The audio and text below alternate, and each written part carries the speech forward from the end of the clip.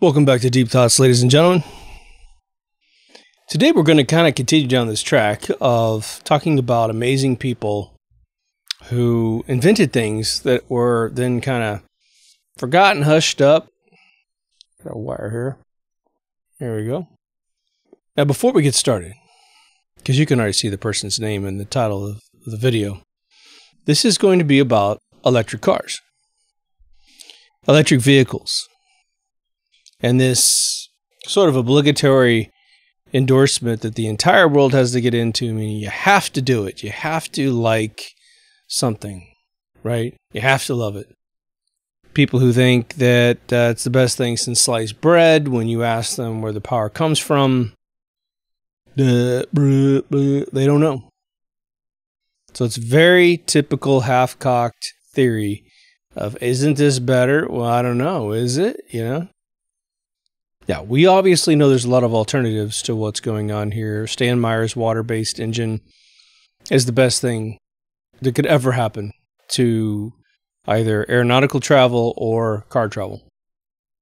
Very little power, creating half an amp, creating 650 amps worth of power ratio. I mean, it's phenomenal. You could power jets with it. So we get caught up in these paradigms where we are, one, socially pressured to cower down into these paradigms without really thinking things through. Now, if geothermal plants were actually created the way that Caltech told the government to make them, with closed-loop pipes, well, it's, again, a crappy methodology because you're creating power at one source, transmitting it all over the planet, instead of allowing for localized fracturing of H2O into hydrogen and then burning that in some sort of turbine or right inside the piston of an engine, which Stan Myers did before he passed away. Created a $1,500 conversion kit. I want to say these things ahead of time so that when you're listening to the video, you're not yelling at the video going, but. Totally get it, all right? With the Wardenclyffe Tower projecting out dielectric waves to then make conductive surfaces electromagnetic, and thus electrical. Well, that's another way to do it if there's no other way to pull it off locally. So what's the current theory of vehicles right now? Currently, vehicles are an individual purchase. It is sort of a financial enslavement because of how big the world is. And it's sort of like the folks who run the world going, well, okay, you want to live in Los Angeles? Then great. We'll put you in a concentration camp eventually in terms of Agenda 21, 2030 stuff. And while you're at it, you're going to, up until the point where we can get that other step pulled off, you're going to pay a ridiculous amount of money for a junky piece of crap that's going to lose 50% of its value the second you drive it off the lot. And you're going to have to pay us for the power to run the car. We're going to screw you on warranties. We're going to screw you on guarantees, everything. Buying a car always makes you a sucker. Unless you have the power to buy huge collectible vehicles, and then you're just finding other suckers to make you feel like you're not a sucker, right? In the near future, 10, 20, 30 years, we're going to have a carless society in terms of you owning a car. Once you get rid of the individual cars, then you will get into a mass transit situation because cars will disappear. And they will have legislated away your right to own one eventually. Probably not till about 2050. They'll have cars that drive themselves for 10 years before they get rid of your need to own a car. Now, what they need to do is, because the car is actually a form of like financial repression, they're going to have to figure out a way to replace that repression. They don't care about the money. So they're going to take all those fees that you pay for a car individually, and they're going to mandate them on you from a socialistic country stage, right? And this is if everything continues going in their direction. You know, this is kind of strange. We gotta think this stuff through. Now, the gentleman I'm going to talk about, his name is Oliver Parker Fritchle. He is by no means the first person to think about using an electrical engine for transportation. There's a guy named Thomas Parker. Kind of odd. Oliver Parker is his middle name. Thomas Parker in England And of course, British people hate it when other countries beat them to the punch, and so they always create these fake stories. Okay. It's just like Turing. The Turing Enigma machine was destroyed after the war because you had to, right? Are you fucking kidding me? The Enigma code is never going to be used again in the theater of war because why? It was cracked. So why did you destroy the machine that actually cracked it? And why did you kill the guy using a reason of homosexuality? Well, I mean, they didn't kill him, but they basically were going to pinch his life so hard he committed suicide. Suicide, right? Well, it's because the Enigma machine never existed. Maybe Turing didn't participate in that, and they don't want him. He's a good guy, and so they have to kill him off and blame the fact that there's this chemical castration lawsuit, of which would never have happened if he had saved so many people in a war. The British also have a mega computer that supposedly existed in the 50s and 60s. However, they can't find a copy of it in existence. So this Thomas Parker guy, there's a photograph, and he's sitting on a vehicle, and he was one of the first guys apparently to come up with the idea that, oh, we got an electrical motor, why don't we use it to power a vehicle? Now here's the thing. In the 1800s, everything was going from, you got a motor? Well, let's get it in transportation. From trains, again, at first, all things were gigantic. That's just how we thought of things, right? Big, giant turbines, again, that would run factories, and they kept pulling a shaft off of the big giant turbine and then turning other little shafts so that individual workstations could exist within a factory based on the turning capacity of a gigantic turbine engine. I mean, it could be anything: electrical, gas-powered, steam-powered, maybe electrical. They could get a big Edison DC or a Tesla AC motor in there to turn the thing. And then you simply ratchet how much power you want off the shaft, right? You need it to spin a little bit, well, you just use the ratios to slow it down, just like the gears on a 10-speed bike. You need something to move really, really slow. Well, you just engage the gears, pull the power down off the line, pow. It's good to know these things, all right? So any person in the time, considering using this electrical discovery to power anything, a vehicle of some sort, well, it's pretty logical. Getting it done is the big challenge. Now, decidedly, Oliver Fritchle got a lot further than everyone else in the industry at the time. He was a chemist by trade. That's what he was educated in, which is paramount because this is when that's the profession you get into to master a battery, which is the only thing that's really the mystery. A horse and carriage had existed for eons before he came into the picture. So this gentleman's born in September of 1874. I just love those really old years, and then they kick some major butt, right? This gentleman's going to live 76 years. But he gets a patent on a battery. And these are old batteries using sulfuric acid and lead plates. Okay? These are natural ethereal reactions. When these chemicals and these substances are put together, they unravel each other, thus creating some sort of force, right? Well, you get the dielectric and magnetic poles, right? One's just a ricochet of ether. The other one is the orbital instinct of ether. You mix them together on a conductive surface, and pow, you've got electromagnetic energy coming off. Vinegar, zinc, and the other one, I can't remember. His battery cluster at the time, because it's using this old tech, was anywhere from 400 to 600 pounds. But he sold what was called the 100-mile car. When he gets his patent, he starts a company called the Fritchle Automotive and Battery Company.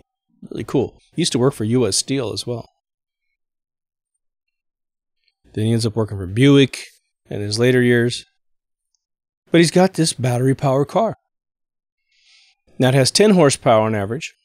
It costs anywhere from $2,000 to about $2,600, depending on what year you bought it. But he made this car for quite a while.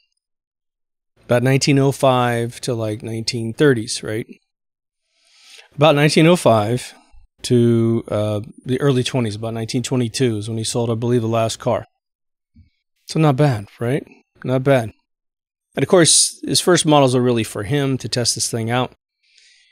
The average top speed average. I should say the average speed of the vehicle was 19 miles an hour, which for the time was hauling some butt. The 100-mile claim is actually very interesting because just like Royal Raymond Rife, who said, I got a machine that can cure cancer, and so the doctors said, okay, fine, let's cure some people. They gave him 16 patients on their deathbed, and he did cure all 16. 2 of them took an extra 3 weeks. The big thing was, okay, Mr. Fritchle, you need to prove that you can travel a long distance. And so he starts off in Lincoln, Nebraska, and drives to New York City. Now, there's varying estimates about how long this took him. What's really funny is the museum information from Colorado, which is where he resided in Denver, Colorado.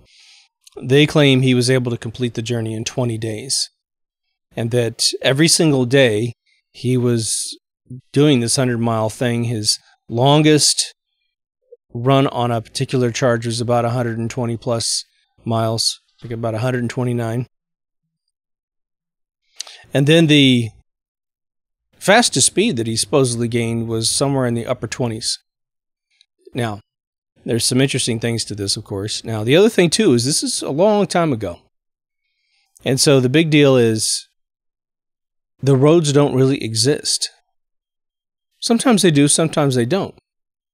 But cars in general had just also really had debuted with petrol engines. And so, you know, there's a lot of places between Lincoln, Nebraska and New York City that are not going to have what, you know, be typically called a highway. So he's going in, you know, all the weather you could possibly imagine. Again, there's a discrepancy on how many days it took. The overwhelming majority of sources agreed it was a 28-day journey from Lincoln, Nebraska to New York City. The other thing is that they claim that there were very few 100-mile distance runs on any one of the days, and that it was actually more in line with the 1/3 rate, which is his normal top speed rate of about 20 to 30 miles, and then he would recharge. Now, what doesn't make sense to me about that is that he was using hospitals as a technique of bouncing off of recharge stations, because X-ray clinics within hospitals were just starting to take off, and they always had electricity. Of course, hospitals in general most likely had the most advanced stuff. So he was plotting his trip between these destinations. Now, the one thing that I think forensically we could probably agree on is that if you ever drive in the Midwest in the United States of America, especially Nebraska, and I'm from one state down, Kansas, it is extremely simple in 2022 to travel between two cities, and it's 30, 40 miles between the two cities. I mean, there's nothing there. Yeah, there's a farm over there, and there's a farmhouse over there, and I suppose you could walk to get some fuel or whatever. But imagine dialing this thing back nearly 100 plus years, 120 years. This was all done in 1908 to prove out his case, right? So it does sound to me like he went with a slower speed to get the longer amount of distance out of sheer necessity. By the way, I'm smoking the Churchill Cameroon wrapper from Fuente. Arturo Fuente. Delicious stick. You can also get these in Robusto size, called an 858. But back to our story. So now we know a lot more about the world now, don't we? We know the future, regardless if I tell you another thing about Fritchle. We know the future, where it went. Now we're going to get back to Fritchle. But what was going on in, say, Los Angeles area around the time? What was going on in New York City around the time? Something that shifted dramatically, but echoed the same exact sentiment. Now, this is indeed a few years, if not a decade before this other set of things happened in New York and Los Angeles. Some of you are familiar with the Dodgers as a baseball team. Why are they called the Dodgers? Weren't they in Brooklyn, New York, right? What are they called the Dodgers for? Do they dodge baseballs? No. It was to cross the streets back in those times, and you've seen probably some of those videos that are 60 frames a second, 4K, amazing upgrades of footage in the past. There was a lot of electrical trolley cars up and down New York because they knew they were going to need mass transit. And so they installed these trolley cars. And so the Brooklyn Dodgers were called the Trolley Dodgers initially because that's sort of what you had to do. You had to know where the trolley car was before you crossed the street, just like crossing train tracks back in the day. So they took off trolley, called them the Dodgers, and eventually got sold to LA. Okay. Well, in Los Angeles, probably around the end of Fritchle's era, maybe around the 10s, I'd say, his last decade of doing business, LA was packed full of electrical trolley cars. Tons of them. And on one stretch of a couple years, the petrol companies, the oil companies came in, and they bought them all up, had them shipped, I believe, to Long Beach Harbor and destroyed, and all the metal went off to get recycled, killing the electrical industry so that the petrol thing could happen. Now, Fritchle, he develops his battery and gets a patent. Then he refines it and gets more patents, right? And then he makes this car. But his Model A car was called the Victoria Futon because you sat in this beautiful open car with no horses in front, right? No manure. 4 wheels, and it's gorgeous, right? Now, there's one that's later on that had a cab around it. There's 2 in existence. One's in a Colorado museum, and I guess the other one's held by a private owner. Apparently, the one in the museum, while it was in storage, got damaged, but it is so beautifully restored today. If there's a single thing that is wrong with it, you can't tell. And they said that they actually drove it 75 years after they had it in storage when they were moving it. So imagine that. Let's say it was made in 1922, had 75 years, and they drove it into the actual museum by charging it up. Pretty cool. And again, honestly speaking, you would just need to probably replace the acid, maybe the plates from corrosion. But most of the wires in, ancient households, ancient objects like old radios, they're built to last a millennia. I mean, that's not even a joke. Go look at anyone who's ever pulled if you're an electrician especially, but anyone who pulls a 110 or 280 across the street, across the pond. Anyway, when you pull your power outlet box off and look at the wires, I mean, they're damn near 1/8-inch thick wires. They're going to last forever. I mean, they got a really long time. They're going to outlive you by a long shot, right? So he builds this car. And his major comment was that it was the big challenge wasn't the battery. The big challenge was creating a vehicle. And he went all the way up to like a 4-seater, which he called the tour vehicle. But the 100-mile car was nice and compact, built for 2. Now, there's some other interesting things that he did. And I just, I want to say that anytime you run into some sort of invention from the past, there is an interesting thing about these individuals, and that if you've ever were a little kid and you were creating something, I had this a lot when I was a kid because I would be, constructing something, building something, programming something, and it's like, man, your brain just goes nuts on the other concepts that you can apply to something. Let me give you one example before I tell you about this cool thing that Fritchle did. My hometown is a town called Chanute, Chanute. It's named after a pilot named Octave Chanute. Octave Chanute was one of the first pilots who mentored the Wright brothers into their invention. And there's kind of a discrepancy about Octave Chanute actually surveyed my hometown many decades before the Wright brothers got their patent in 1907 and their photograph in 1903. So people were probably flying before those 2 guys. But it's just a bunch of old men that don't give a shit about being famous, right? So, Octave Chanute came up with 2 things that turned into 2 real-time inventions that we see today. First thing he thought of was, okay, if a wing shaped in a particular way creates lift, why don't we take the entire fuselage and create it as a wing shape with wings, right, that are individually attached to the side, just like you see them today. And now the whole fuselage itself creates the lift.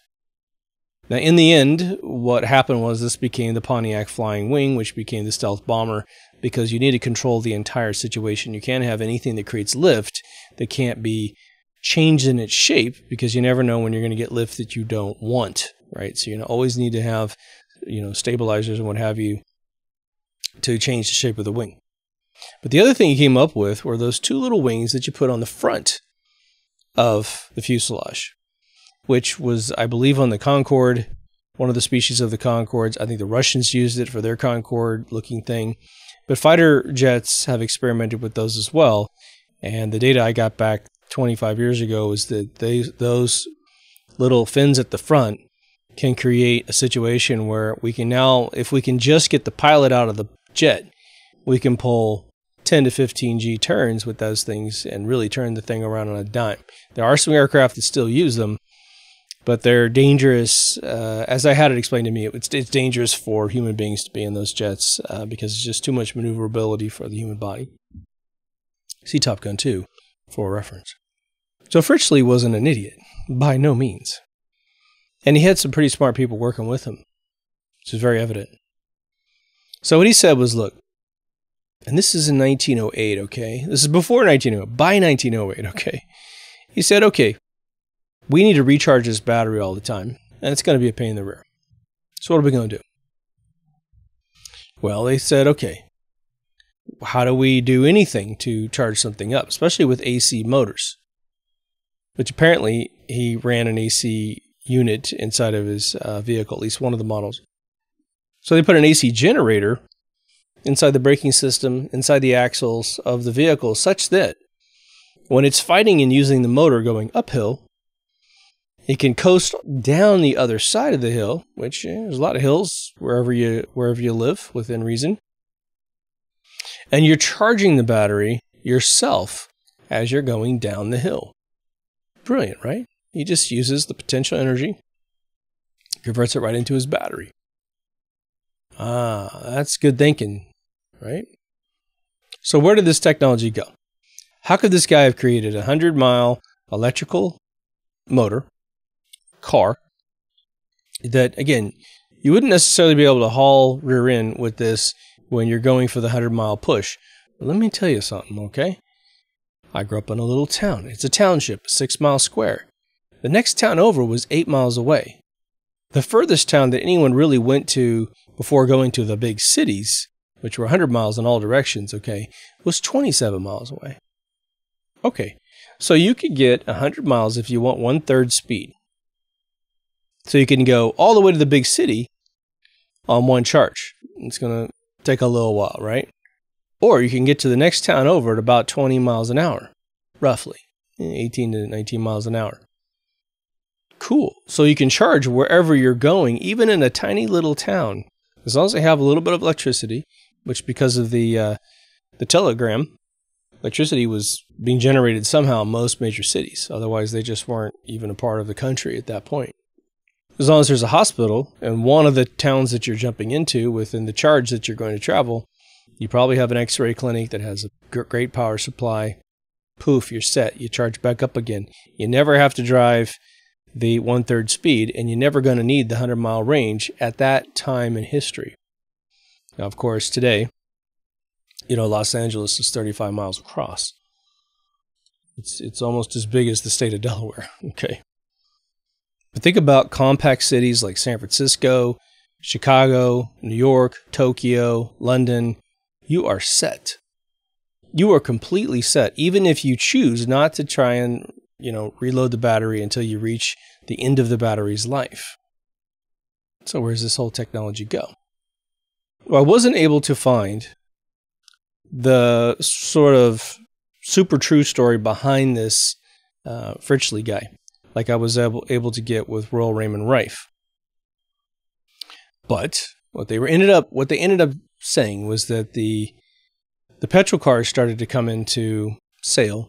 They're obviously selling for a lot less money.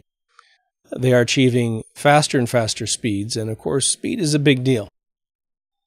And so, right at the cusp, where people would have to say, okay, we're either going to invest in electrical cars and try to beat these petrol cars, or we're just going to stick with the game, buy some stocks in General Motors, Buick, Ford, whatever, and ride the wave. Let other people do all the thinking.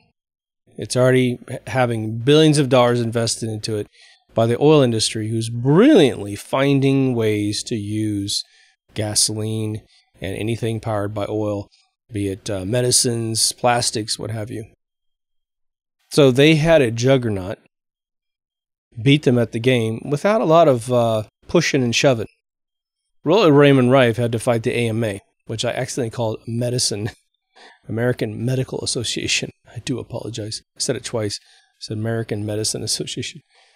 Now this guy, Thomas Parker, who is said to have created his vehicle in the 1870s, he's born in, I think, the early 1800s, like the 1830s. So our guy, Oliver, is a whippersnapper compared to this guy. Now, what's really strange is the one video I found on this Thomas Parker guy, it was a guy named Bev Parker, a man, who showed this guy doing the documentary a picture. And he says this magic weird phrase, this whole British usurpation of history thing. No, we were there first, right? They built Stonehenge in 54, and they say, we were there first, Egyptian pyramid people. But anyway, he holds up this photograph and he says, this is what we believe that one of Thomas Parker's cars or vehicles could have looked like. But this picture is phenomenal. I mean, I don't know if it's a real vehicle and they're assuming because they can't see inside of it. They're just being super careful. If that's the case, then I commend them on their caution. But this thing was limited to 2 miles an hour by the local establishment, constabulary, I guess, because they had a sort of a motor vehicle limitation. You had to have 2 drivers for a vehicle, and a dude had to hold a red flag 180 feet in front of you, just making it utterly painful to drive one of these vehicles. And this is before petrol was ever a competitor. This was just a society being really ridiculous about these machines. 2 miles an hour. A human being walks about 2 miles an hour. But a stagecoach busting ass down the street is going to go way faster than 2 miles an hour on average. At least 4, double, 5. When you really want to move, well, horses can haul some serious speed, can't they? Runaway stagecoaches have killed tons of people, both in the vehicle and around the vehicle. You know, it's funny about this, and this is sort of a non sequitur, but related. If you look up all those old laws, especially in the United States, because we did the Wild West thing in the 1700s, or the 1800s, there's still laws on the books in some of the 50 states of the United States where it talks about having to warn someone that you're coming down a street. So if you came to a crossroad in a street, you had to take out a shotgun and fire it in the air a couple times to let everybody know that you're coming to this intersection. Now, of course, that's an absurd thing to have to do because you would have to know in your ear, depending on your age and your hearing, oh, that's pretty loud, so it must be this one I'm coming up against. Because you'd have, like, you know, crops that would be so tall. Like a corn crop, it gets really, really tall. You just simply wouldn't be able to see. So instead of just slowing down the vehicle at the crossroad and kind of taking a look, you fire a shotgun in case some kid's screaming down the highway or the old dirt road going too fast. So there's kind of some interesting tchotchkes out there when it comes to onboarding these vehicles, right? Now, what's interesting is I was watching a couple, after I did my textual research, I was watching a couple, I was trying to get the most indie movies I could find. There's not a lot. That's the thing. But you have this sort of thrust about the electric vehicle. And they're saying things like, well, isn't it interesting that these gentlemen were ahead of the curve, that they had figured out the future, but it was going to take another 120 years on average to get the future to show up, which we're obviously trying to be virtuous with the eco-friendly stuff. Now, I am no fan of oil. I am no fan of exhaust that is anything other than vapor or nothing. I prefer nothing. And obviously the promise is that electricity will be a nothing burger when it comes to pollution. But we're going to have to generate this stuff differently and on board of the vehicle that you're using. Nothing that I know of has beat either the Stan Myers water fracturing engine, which has been replicated by tons of people. And there's a bunch of videos going around right now that, that there's vehicles. I don't know if these are scams, but there's some gentlemen in Africa who have, I think, just dug up these old inventions and they put new spins on them. And they are now creating water-powered cars. They're creating a television that uses the radio frequencies out of the air to power a television, a big flat screen television, which again doesn't use a tremendous amount of power. It looks like with the television they're using basically a Wardenclyffe technique by trying to perhaps, I'm just going to suggest maybe, the guy won't tell you how the thing works, but if you just could modulate radio frequencies into a dielectric frequency or dielectric pulse of some sort, you might be able to get a power supply going. Now, I'm totally prepared for someone to say, oh, this was all a hoax and that kind of stuff, because the one guy that's coming up with all this stuff is sort of like a Chris Angel and Nikola Tesla mixed together. He's just pounding out brand new inventions that are like all mysteriously groundbreaking perpetual motion engine stuff. But I hope he is 100% legit. Now, I meant to clarify a little bit, and the Wardenclyffe, the scalar technology video, there were so many details in that. I knew I was going to slip up and miss a few. One of the sort of anatomy diagrams I saw of scalar technology, scalar waves in general, is a closed loop of concussive pulsing of the actual shock wave that comes off of the source mechanism, the capacitor, that is actually shocking all of the ethereal fabric in a way that it does travel in a longitudinal wave, hence instantaneously from point A to point B. And it is that shape that basically compresses instantaneously all the other dielectric particles that then slam into your electrical equipment. If, again, there's a cloth fabric around a wire, that is not conductive. And so it can get slammed all day with its dielectric particles, and it's not going to do anything. And it honestly has to do with the fact that it's not a metal, first and foremost. Why is a metal conductive on average, and some aren't, but why is it conductive on average and some aren't? Because there's no magnetic wave of any significance around it, because all the ether's going through that soft fabric, as opposed to a metal, which could automatically create the magnetic wave that's waiting for the dielectric particle to flip it and spin it into electromagnetic electrons around this valence of a steel or a metal that could turn it into electricity. The photoelectric effect is a very similar situation. You're simply stimulating this valence using the photons from whatever source you have, hence a solar panel. It's all just a stirring of the ether. Again, when you do the old vinegar batteries or lemon batteries or the old Baghdad batteries, what you're doing is you're creating these relationships between chemicals and metals that react to each other. They spin. As soon as they touch each other, they start unraveling or they start accepting. So you'll have like a rod that goes into vinegar that is absorbing the orbital pattern of electromagnetic energy, and one is creating it. Right? Zinc is creating it. I got to look up what the other one was. But they'll then create a current across the two wires. And if you connect those together and connect them to an LED, you'll start seeing, or voltage meter, you'll start seeing how much voltage you're creating. It's cool. You can do it in your kitchen, just like a vinegar battery, and go buy the stuff that it takes. Amazon's got everything, okay? But if you have a local department store owned by a local person, definitely get it from them if you can.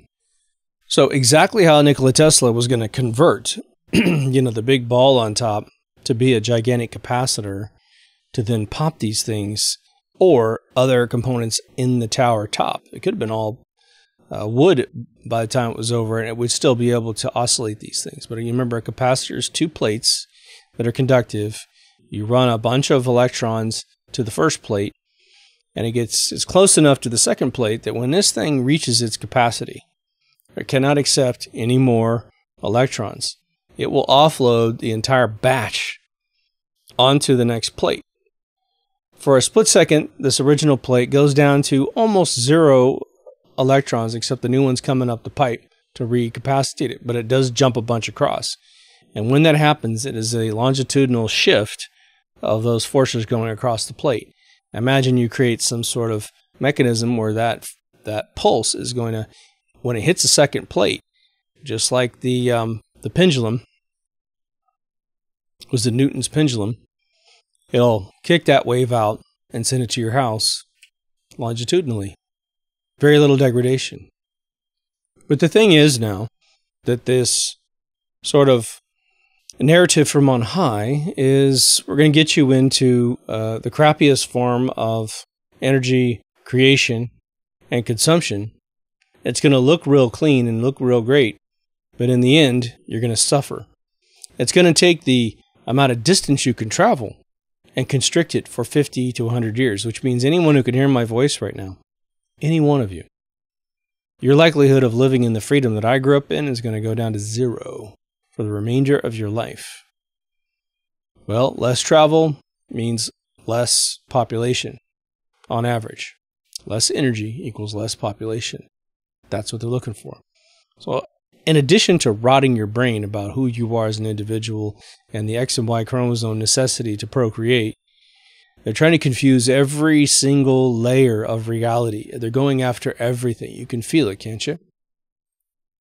From television shows, it's saying being married is for suckers.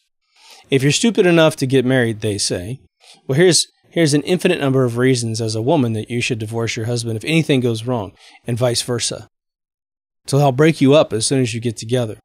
If you are evil enough to have a child, they say, well, I'm going to take that child and I'm going to create a problem with you because we got all these vulture attorneys that even if you loved each other, the second you decided to amicably separate, the attorneys are going to convince you that you hate each other. And the child's going to be stuck in the middle, being absolutely tortured to the capacity of potentially suicide, or at least never wanting to get married and never wanting to have kids. It's a vicious thing that's going on. Fritchle simply lost the battle because he was at the wrong time.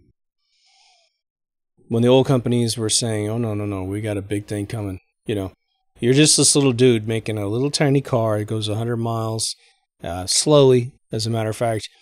Meanwhile, we're destroying all of the trolley cars in New York, all of the trolley cars in Los Angeles. And if you want to compare the effort to get that legislation passed to pull all those cars off the street, those trolley cars off the street, to give individuals these horrible burping cars that put out all this pollution. If you think you can compete with that, you're nuts. And the guy didn't. He walked away. He died in 1941 in his 70s. Rife was just ending his run, too, with his machine. Remember, the last machine that was out there to heal people was seized in 1944. Rife attempted to use the 50s as a decade to re-energize his company with the other guy. But imagine putting ourselves in Fritchle's shoes. Imagine you create a superior technology within reason, clean, quiet, futuristic, and you drive this thing around daily. Apparently this Thomas Parker guy, if he's real, he drove his around daily as well. I can't even imagine that though. Two dudes with you and a guy 180 feet away from you carrying a red flag. Talk about a gas bill. You gotta pay the other two guys to ride with you just so you can have it. And this dude was such a baller, he had two drivers in front, and he sat in the back on top of the batteries. But Fritchle drove his car too. Imagine making the journey between Lincoln, Nebraska and New York City and proving, not only to the world, but to yourself, that the trials and tribulations of horrible roads, all these weather conditions, driving through mud, there's pictures of him driving through just 6-inch mud roads, and he made it to his destination. Only on one occasion did he miscalculate by about 2 miles, 2 or 3 miles, and he had to be towed to a recharging station. And then he said, after that little moment happened to him, he ended up towing a petrol car that ran out of gas. So he kind of paid it forward, right? So you see this technology. Royal Raymond Rife saw the technology to heal cancer and then watched cancer consume the world. Especially since cigarettes started to blow up about the time he was starting to cure cancer. And the AMA was right there to serve the tobacco industry with a menu. You pay this much and we'll destroy your competition. You pay this much and we'll tell the world that cigarettes are good for people. And for anyone new, we don't inhale cigars, and they're made of pure tobacco and not a bunch of chemicals like cigarettes that are just paper with 1,500 chemicals on them, and you're sucking them all over your lungs. I know it sounds crazy, but you gotta look at the people that own the cigar companies. They live a very long time. Castro smoked 15 cigars a day and didn't stop till he was 96. Same with George Burns. Same with Bob Hope. If you know anything about the coof and tobacco blocking the receptors in the brainstem and snake venom attacking the brainstem, this is actually medicine at this point in our era, which is why they're coming after these sticks harder than they ever have in the past.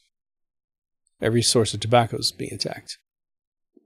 Now, a lot of the reasons why the electrical cars were poo-pooed back in the early 20th century and late 19th century are exactly the same reasons that a lot of you are concerned about where electrical technology is going today. Now, the big thing that's happening today is even though the battery technology has absolutely blown up, and yes, the cars are more heavy today and they've got a lot more mechanics in them, so the ratio of saying, oh, why isn't Tesla able to do something as good as Fritchle back in the day? Well, there is a definite question there, isn't there? There's definitely a calculation for Elon Musk's company, Tesla. Not to be confused with the genius Nikola Tesla, right? Who his company's named after. But they're looking at battery, proximity, charging capabilities, and they're allowing us to have crappy stuff, windmills and solar panels. The two most inefficient ways to create electricity is what we're allowed to have. I say this on the show a lot. Now, I rode in a Tesla about 3 weeks ago for the first time in my life. And it was a 3-year-old Tesla, so it was one of the really nice ones in terms of, it's just one of the coupes. And so it's one of the nicer built cars because today they're being built extremely shoddy. People are waiting, a year and a half to get their car, and it's falling apart literally inside the first day that they drive it off the lot. There's all kinds of videos on YouTube. Just go look it up. But this guy I work with has a beautiful one. And he took me to lunch in this car. And it is absolutely, if you haven't been in one, it is one of the most state-of-the-art vehicles in terms of, oh my gosh, why haven't we had this kind of technology on all of our petrol cars forever? It's because those companies are some lazy, old mothballs. And because of my proximity to Sid Mead, I can tell you that the guys who run those car companies, in America at least, they're the oldest human beings on planet Earth, okay? We'll be 20 years into flat-screen televisions, and they'll still have a tube television in their front room. I mean, that's generally exactly their mentality. They wear a suit that's 30 years old. They do not have any instinct for the future. It's kind of like an old professor who keeps espousing ancient technology in physics and what have you, in medicine, because, hey, 30 years ago, the dude was cutting edge, and he doesn't want to lose that cutting edge, but he's too goddamn lazy to go learn something new, learn a brand new paradigm. Which means they really aren't that intelligent, because you could learn the new paradigm in a very short period of time and be back on top and rebirthed if you just wanted to. So when you get inside of a Tesla car, you see this technology. The auto driving stuff is just phenomenal. Now, apparently it hits little kids. I don't know why. Something about the fact that it's just using pattern recognition to figure out what things are instead of some sort of biometric sensor, meaning that object in front of the car is around 90 degrees to 100 degrees temperature-wise. It is a living being. Stop the car. Nope. It's just looking at picture after picture after picture, trying to differentiate what's moving and what's not. Holding still in front of a Tesla car apparently is a death sentence. Move so it knows that you exist. Well, we came back from lunch and he said, well, you know, he's not like a hot rod guy by any means, man. We said, you know, do you mind if I show you how fast this car is? And I'm thinking, it's going to go fast. I mean, my first job in California was Jim Hall Jr. Racing. Like, I've been in some fast cars, people, as well as my youth in Kansas. But he punches this car. He says, first, put your head back in the seat, because you're going to need to. Okay. He's a very smart dude. Brilliant guy. And he punches this car. And I'm going to tell you the amount of acceleration I felt, having seen dozens and dozens of videos on YouTube of like car review guys who've been in every single Bugatti, Lamborghini, with a super sports packages on them in racing mode. I've seen their faces when they drive those cars and they go quick, when they slam on the accelerator. I've definitely seen some incredible responses. But there's this, I think his name's Doug Murrow. He does these crazy reviews. Good guy. He drove the Tesla SUV in a YouTube.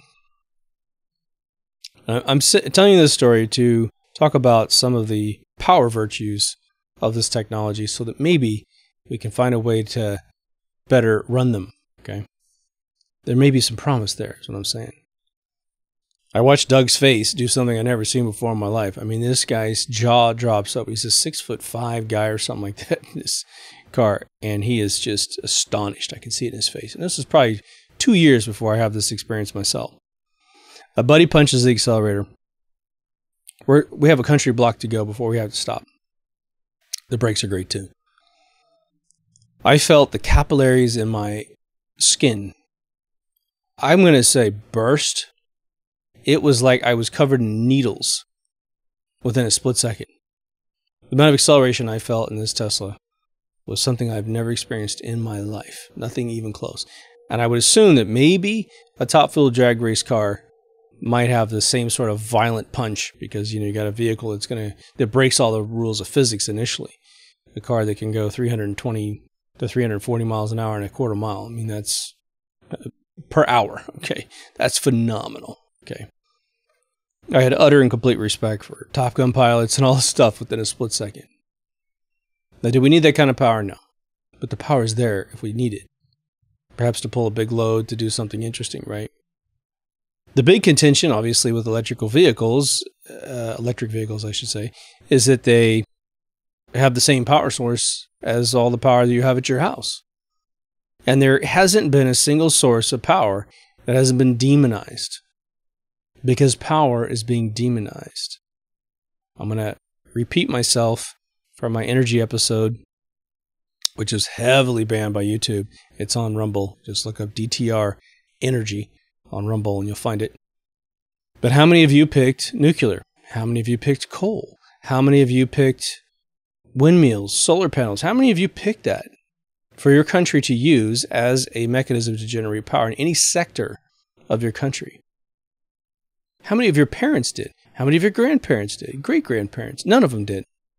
This stuff was picked by them and imposed on us.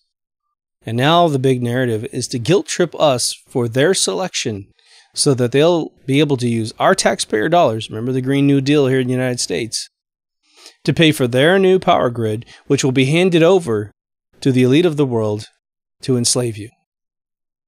It's the biggest scam in history. And of course, we see them travel in their private jets all around the world as they try to lecture us about our choices. The subplot to their game is class structure. We get to travel any way we want. You are a peasant. Eat some cake and enjoy it. So geothermal plants, if we got to do it the old-fashioned way, again, unnecessary. The geothermal plants are the way to get rid of everything that's out there, and it's something we could choose, and at least it's sort of a stopgap between us and like Stan Meyer's inventions, where a power plant could use a Stan Meyer engine. Perforating tap water, and the funny thing is you perforate the tap water, you pop a piston, you turn a turbine, you make electricity, and the exhaust is water. send it back in the engine, and it's going to keep going back and forth. We haven't even tried to create a system that's a closed system to encapsulate all of the steam that comes out so that it almost could run itself eventually. Now, let's just say, because there's inertia on some level of all inventions, that a perpetual motion engine, technically speaking, can't be true. What if I can spin a top for 10,000 years? And in 10,000 years it stops. It's not a perpetual motion engine, but in perspective to my lifespan, it is definitely a perpetual motion engine if I can harness power out of it.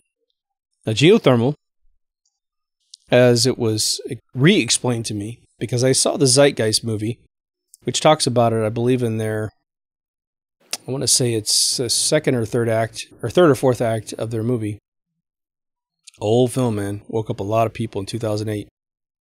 I actually went to the Egyptian Theater in Hollywood and saw it with the Peter Joseph guy and the old man that was in the movie. He was like 96 years old. We were getting kicked out of the movie theater at midnight, and this old man sitting there completely awake going, well, we got to go someplace else and talk. These people have questions, you know. I met Peter, gave him my information, but I think he was very guarded about who we talked to. I didn't have deep thoughts at all. The geothermal plant was re-explained to me by an intense liberal in Hollywood, who's probably all for the Green New Deal. He's probably for every single thing that they tell him to believe. But he corrected something with me because he researches things.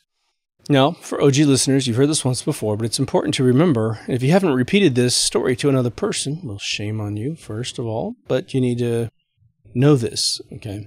If you go and read the Wikipedia definition of a geothermal plant or watch any special on TV, they will tell you that the reason why these things are inefficient, and they do exist around the world, more of as a gesture to keep them from existing everywhere in the world.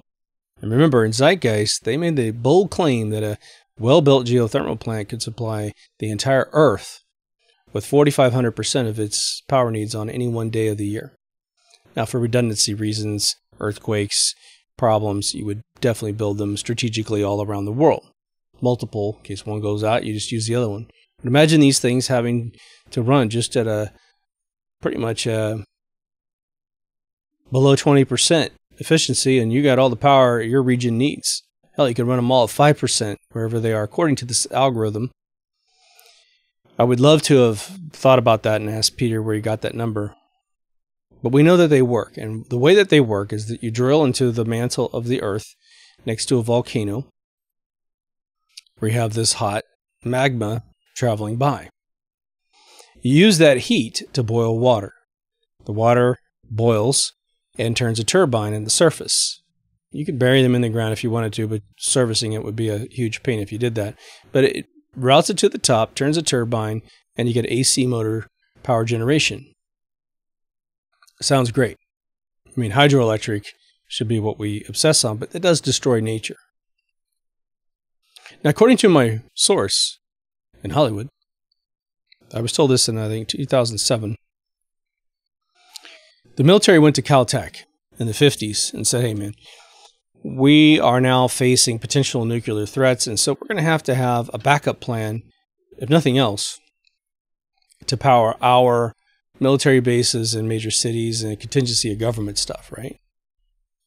So the military challenged the students and the professors to generate a design for a power plant that is ultimate, clean. They came up with the geothermal plant design. But the design was changed. Instead of the current day situation where they stick a pipe, an open pipe, right down to the mantle to then route the heat up and all the toxic chemicals that are in the bowels of the earth, one being sulfuric acid, and pushing it up to the surface to then turn a turbine and make it happen.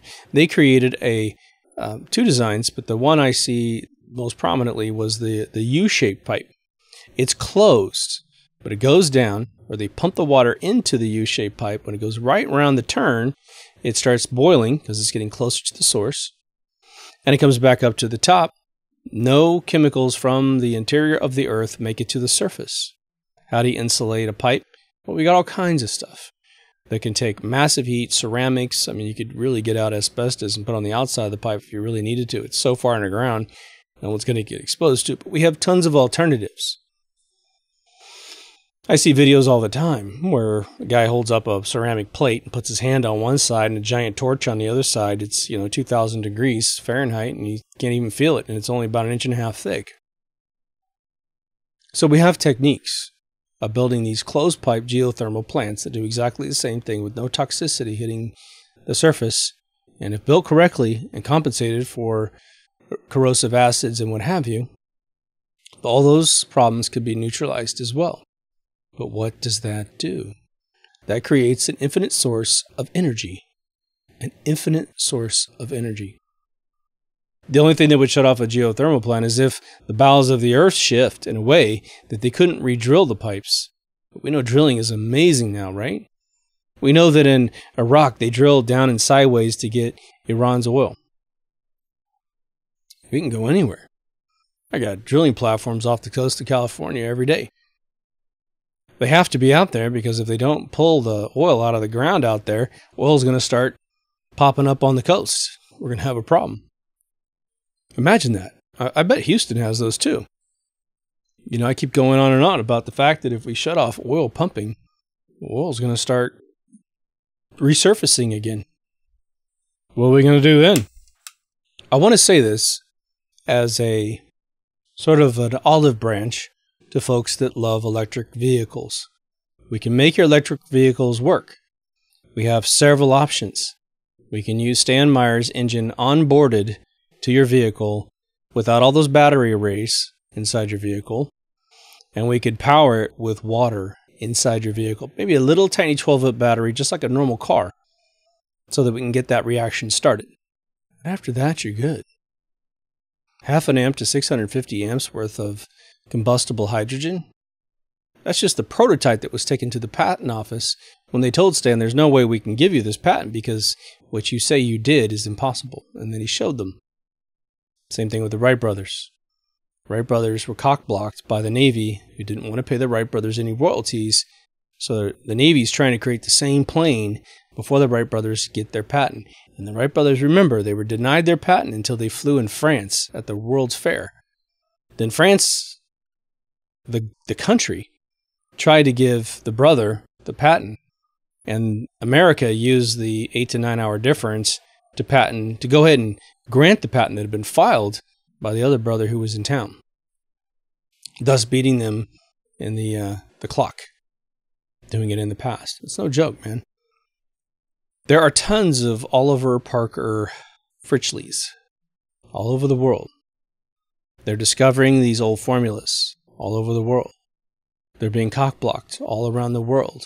They're being destroyed. They're being murdered, delayed until this amount of people, the amount of people that we have on Earth, is reduced drastically.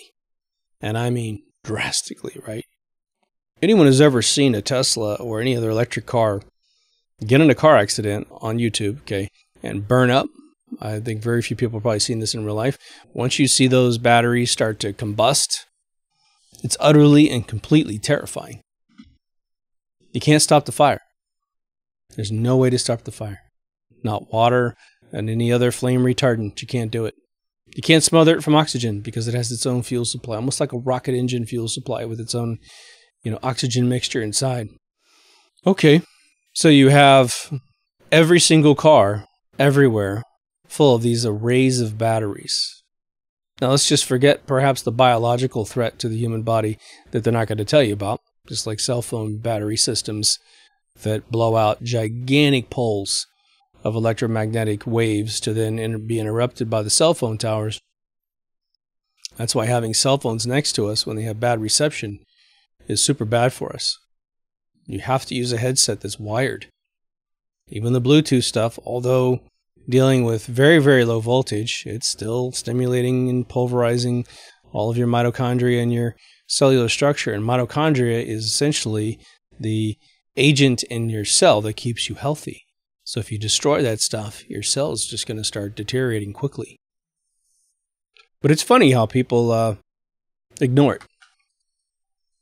People ignore all the,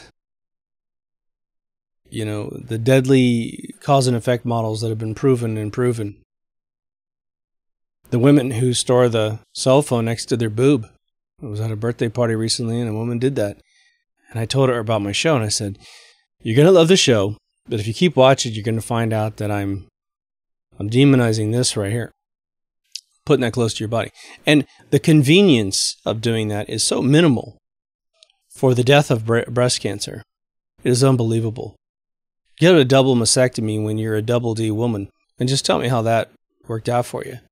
And then try to fight it as your lymph node system can't filter out the cancerous cells. In fact, the lymph node system, which is a filtering mechanism to keep you healthy, starts turning into the factory that's killing you, harboring the cells that are growing wrong. The battle for electric vehicles and electric replacement of gas-powered vehicles, which again, I'm no fan of.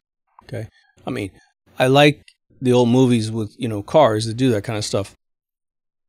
But I understand the threat and the nonsensical nature of the engines themselves. But it's not just a technological battle that we're fighting.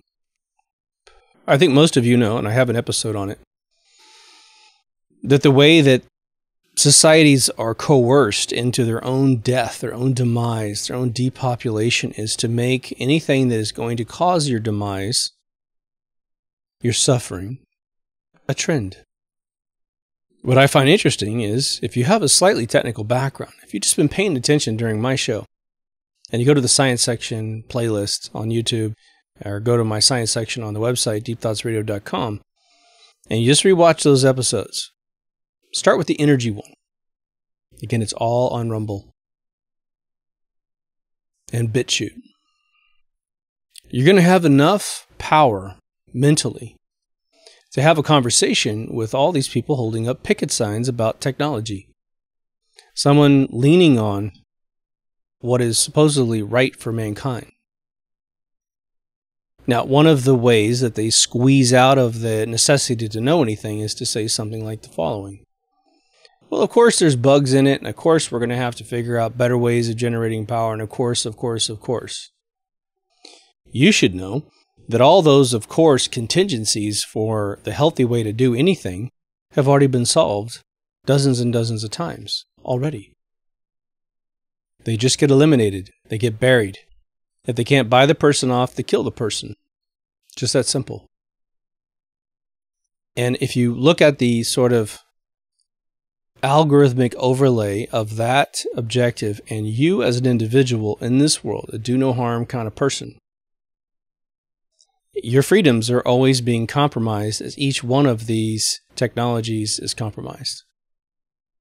They're using a COOF illness that's been going around for 2 years, probably certifiably a complete fraud, to make it more difficult to travel between countries. Because you're going to have certain identification mechanisms to travel between countries and certain medical regimens in your body. And if you believe in evolution made you a perfect being, by sheer design of its definition, or if you believe in creationism and God, you believe you were made perfect, then you know that adding a medical regimen for someone's profit and control and depopulation of the world has nothing to do with your health. And so you stay away from those things, and now you can't travel the world. The United States of America has 50 states, 48 that are connected by land. At some point, they want to break up the Baltic states of the United States and make sure that one state, perhaps Oregon, Washington, maybe California, but the state's a lot redder than you think, and they're going to make it difficult to get in those states unless you have these pocket regiments. So they'll go in spurts, right? So you'll have like a couple years off, maybe even 5 years off, and then they'll figure out a way to drop something new. By infiltrating, through Agenda 21, 2030, all of the non-elected officials everywhere, the legislation is drafted. Then all of a sudden there's a problem reaction solution to make everybody react. And all those mentally ill, absolute insane, freedom-grabbing paradigms that we exist in will be erased. And just remember, their goal is to do nothing more than to take over the minds of the youth of this world. There was the Well, I should say this. I'll say it two ways. There have been interviews recently where they asked people to find Ukraine on a map. At least 50% of them pointed to Australia. When they said find Russia on a map, at least 25% pointed to Canada. Right? They don't even know, but boy, if you ask them what's bad and what's good, oh boy, they'll tell you all about it. Recently, they just asked kids in America on a beach, how many stars are on the American flag, which is another way of saying how many states are there in America. First girl said 51. Next girl said 32. Then they asked this kid, they said, what country does the Queen of England live in? And the guy, oh man, you can't, I can't, I'm not good with politics, man, and da-da-da. This is the group of kids that have been abandoned by parents because they're off on those other agendas I told you about, right? Worried about, mom can't age anymore, so it's all about, I can't be with my kids, I gotta get my fucking injections in my face so I can look like Cher. Dad's off trying to buy another jet ski or some bullshit. He's trying to chat 10 chicks up on the side, Kids are being abandoned. Their education's horrible. We're trying to fix it. But by God, what they did was, at least 20 years ago, and I want to repeat something actually. When I was I just moved back to Kansas from Massachusetts. Massachusetts schools were off the chain, crazy difficult. I get to 8th grade, and I remember walking from one class to another. I was going to Kansas civics class, and they make announcements periodically on the radio. On the intercom, right? And they literally said, as I was walking across this corridor, from one class to the other, that math was going to become an elective after 8th grade. Now, I was in a situation where I was trying to get into advanced mathematics, and I had too many prerequisites where they wanted me to take everything in line with each other. So I told my counselor, I said, I'm going to take, one set of mathematics in this direction and one in this direction, because they're the only two categories that are related to each other. So algebra, trig, calculus in one, and all the basic math in the other. But they wanted me to checker it back and forth, so I couldn't achieve my goal with education as a kid. But I took control of my education, and my counselor said that's not allowed. And I filed for those classes, and I got in both of them. And I just continued to counteract what my counselor said was possible, and I almost got all the classes I wanted before I graduated. I missed one calculus probability class in high school because I couldn't get the prerequisite taken care of before I graduated. So I had to take that on myself afterwards. And of course, when I got into video games, you learn all about that stuff. So in America, I can only speak for America, at least 25, 30 years ago, when that intercom message happened, that was 1983. So 39 years ago, they made math an elective after 8th grade in my hometown, District 413. And what's funny is I've talked to some of my friends who are teachers, and they said, oh, that can't be right. That can't be right. Now, it could have changed and gotten better, but I think I'm right. I didn't make that shit up on my 8th grade. Oh, I decided to make a rumor up that math was an elective after, yeah, that's me, all right. I sit around making up weird shit. It's unbelievable how people in their brains can't believe something, and so they don't even do any research and figure it out. It's crazy.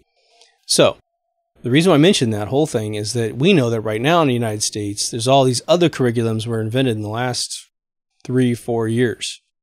A bunch of bullshit classes to keep you preoccupied away from reading, writing, and arithmetic.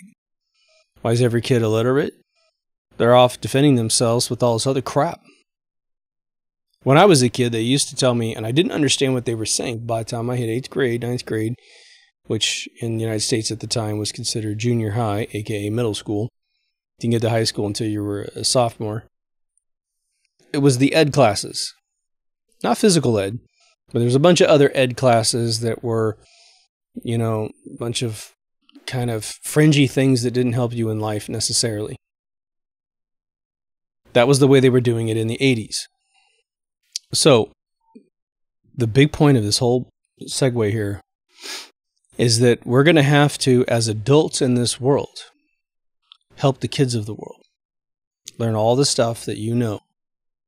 And if you know that you're a victim of this because you're Gen X, well, you're going to have to get yourself educated just to pass it on. You may not even need to use it personally. Critical thinking.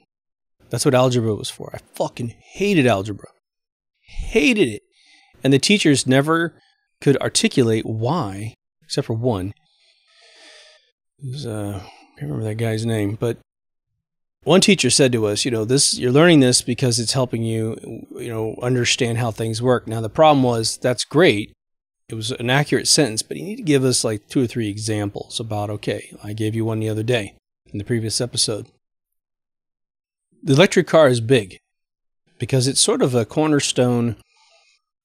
keystone at the center of sort of this bad education and these agendas that are coming up. In terms of pollution, 2 thumbs up. In terms of what the car itself puts out, its power sources are the same pollution that we've had for ages. But I said a long time ago, in season 1, 7 years ago, that if they really, really cared about all this, if they really thought the world was going to disappear, I said this on my global warming episode too, which was heavily censored by YouTube on Rumble. If they really thought the world was going to end in 10 years and the ocean was going to rise and all this other crap, which we have proven beyond the shadow of a doubt is all bullshit. Well, China and India will get a phone call from the U.S. military, and the call will go something like this. We're sending you over, through email, a map of factories that need to be shut off in the next 48 hours. If you do not do so, we will shut them off for you. We will try to use the most gentle techniques possible, but if you resist us, we will get rid of them out of existence, because you are going to flood the world. You are going to be responsible for everybody dying. But neither one of those countries have any requirements. And there's a bunch of other countries that do it too, but those are the 2 biggest ones. Some of the estimates you'll see out there, because I was involved in a project where a guy was trying to fight this through making some weird movie. He couldn't figure out what it was going to be about. Was that, America has put it like number 2 or 3 as one of the biggest polluters for factories. And that's a categorical lie, okay?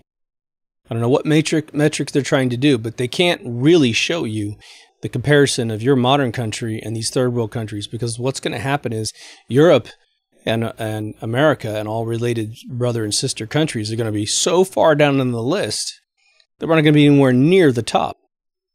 And so they won't be able to motivate us to depopulate our world through all these control mechanisms like carbon taxation and what have you.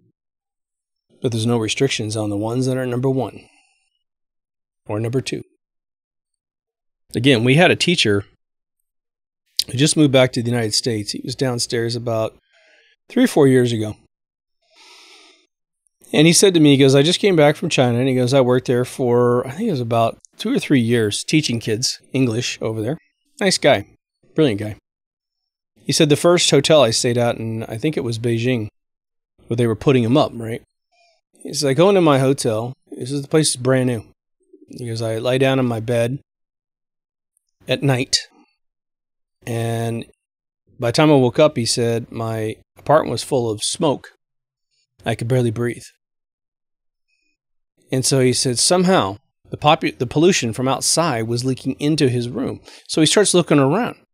He goes over to his balcony and starts kind of looking up at the tiles and stuff that would be, obviously just protecting the visuals of the cement ceiling. And he starts pushing up the tiles and realizing there's like 6-inch gaps between structures up there. And one of the big 6-inch gaps were going right out to the outside. So the construction techniques there were so bad that the pollution was going into his room. He said he moved an hour away from where he worked just to get away from the pollution. He says, it's real. Don't believe the hype. And this guy loves the country. He lived there for, I believe it was like 3 years. But he came back to America, and he said, the best thing about it is I can just go outside and take a deep breath. All right. So the initiative, in my opinion, is not just the vehicle on the end of the spear. It is the power supply that is the handle that is enabling this tip to get into our lives. We don't even talk about it, do we? Green New Deal's out there and all this other crap. They're just talking about shutting off power supplies, but not talking about what they're going to do in lieu of these current solutions. Nuclear power is being re-endorsed by Germany. Nuclear power is being re-endorsed by Japan because they're looking at the mathematics of survival. And they're saying, well, it definitely has a toxic byproduct. And again, I know there's a lot of theories that it's not toxic. And I know the gentleman that I was thinking about, I'll probably end up doing an episode on him quickly. The guy, his name's Galen Windsor. He did some videos. He was at the very inception of creating nuclear power plants after the bombs were dropped in Japan. He was just a lowly dude, I believe in the Navy at the time, but he got out of the Navy after that because the war was over. He went and took the classes on nuclear physics to figure out what he was doing or how to get in the industry. He gets mentored by the guys who were the inventors of all that technology, and he ends up designing nuclear power plants until the 70s. Now, it's hard to believe a guy in the business for 30 years didn't know what he was talking about, but just as a little Chotsky, is about half an inch on the stick here. He said that the whole industry of the toxicity of nuclear power plants and taking care of the waste and what have you, the radioactive water, which is apparently what they're saying is that the water is so pulverized that its atoms are unstable. So they have to store this stuff. He said that was all bunk. So I'm just repeating what he said. He said it was really about politicians who didn't know anything about physics, never talking to an expert because they would have had to consult him or his associates. None of them said they were contacted, and they said these restrictions started coming down. Restrictions that were absurd, restrictions that he and his fellow engineers never followed, and none of them ever died of cancer. And he said they created an industry out of it, a very lucrative industry out of storing and policing and regulating these organizations with monetary, solutions. You're going to have to store this stuff. Well, the politicians buy up all the land and start these waste storage companies, and they made a boatload of cash. He said it was all a scam. Now, it's hard to confirm whether or not anything's a scam in that realm because you and I would have to have Geiger counters and be able to follow the entire life process of clean water turning into this radioactive water and then being stored somewhere. We'd have to go to a barrel and hit it with a Geiger counter and see what it's reporting. The barrels, I don't know what you would make them out of besides cement in order to even transport them safely. If you had a big rig full of these plastic barrels that I've seen them do, they're giant 50-gallon barrels. What are you going to do? Make them out of lead? What are you going to do? If I drive by that unknowingly on the highway, I'm going to get all kinds of rads of radiation according to them. But according to Windsor, Galen Windsor, he says, you're safe. This has never been a problem. Interesting, right? Anyway, I hope you dug the episode. I'm going to be covering more and more of these individuals that sort of blazed a trail and then had their technology lost, or blazed a theory and had their theory erased. Because I think we need to remember some of the heroes. And quite frankly, it's a pointer for any of you interested in doing deep dives in alternate technologies. That's it. If you have not been to deepthoughtsradio.com, just remember all the podcast stuff is up there. All the video alternatives are up there. Again, we are completely safe against anyone shutting YouTube down. They are playing with subscriptions like absolute crazy. Okay. So if you subbed and you think you're still subbed, you might want to continue checking. I've had some people report they've been knocked off up to 10 times because they watch it all the time. So their podcast reader on their phone says, hey, a new episode's released, but YouTube doesn't tell them. And so they go and they have to resubscribe. They erase you guys in either 5 packs. Well, it's always divisible by 5. I think they just upgraded the algorithm to slowly. They used to do it in 5 packs, so 5 of you would disappear in one shot, or 10 or 15. And then a day later, you're all back because new people are coming on board. So they've just modified the algorithm, in my opinion, to slowly pull off the 5. So it'll be 3 and then 1 and then 1. It always equals 5, though. We just had this happen 2 days ago. So just make sure that you're out there. Now, the other thing too is if you think this information is valuable and people are pissed off at other sources of information and they can handle a potty word every once in a while, maybe refer this to people. Maybe repost it on your social media and maybe we can get more people involved in the conversation. I say that for one basic reason. Not because my ego gives a crap about the sub count. The idea is about spreading the messages. The more brilliant people we can get into our group via any circumstance, podcast, which has got a 4.7 rating on iTunes, which has a ton of reviews too. I mean, there's hundreds and hundreds of reviews up there. So we're passing the litmus test of its value. Well, we're going to get other scientists, other doctors, other people that are just as smart as these geniuses, but they have no necessary PhDs, but they do know what's going on. They're going to be able to comment better, give us more threads to pull out in the sweater, thus expanding us. So spreading this information is a way for us to all grow together. If this was a university, we'd want to recruit the best minds to go through the university, to teach at the university, perhaps be students initially, then teachers second, or teachers right from the very beginning because they simply know, and then maybe they'll go off and take other classes they didn't know about and become experts just because they're smart. So you guys are all brilliant. Your comments prove that over. So let's bring more people onto the game.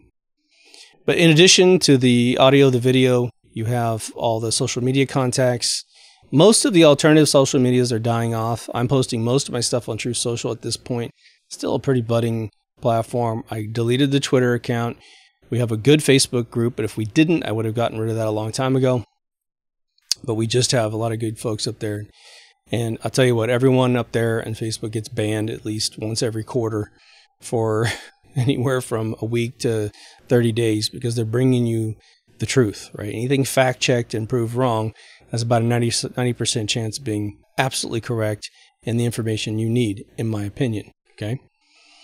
But we also have an all-new remastered Season 1 on YouTube, okay? BitChute and Rumble have it all in one shot. The website is being converted slowly to all Rumble videos. I am replacing all the thumbnails to hopefully draw in some more people and make it more contextual. So I've got a lot more of those to go, hundreds and hundreds of those to go. But we're going after the episodes that have 1,000 or more views. And it seems to have really helped out, people willing to click in and at least listen for a few seconds. We also have a store with some cool shirts. If you guys think of cool shirts you'd like to have, one of our best-selling shirts was designed by one of our listeners, Tim. And it's our Apollo 13 lunar lander. This says really, which basically says you really want me to believe we went to the moon with this crappy technology. Very popular shirt. Had some great reactions from the public wearing this shirt. So we got a white one and we got a black one. So get whichever one you like. All the prices are as low as I can make them. They have raised the prices on me. So just so you know, a $25 shirt for you, which is insanity, okay, because it's print on demand. I can't afford to do all the storage of shirts and get them down to like $10. I just can't. I have to put up 10 grand to do that. But I only make like $3 for my $25 shirt. So don't think I'm gouging you. It's the Teespring that's gouging you. I've looked at other sources. They're all pretty much the same price. So if you guys know of an on-demand service that's cheaper than Teespring and is reliable as Teespring and has at least enough juice they're not going to disappear on me, do let me know.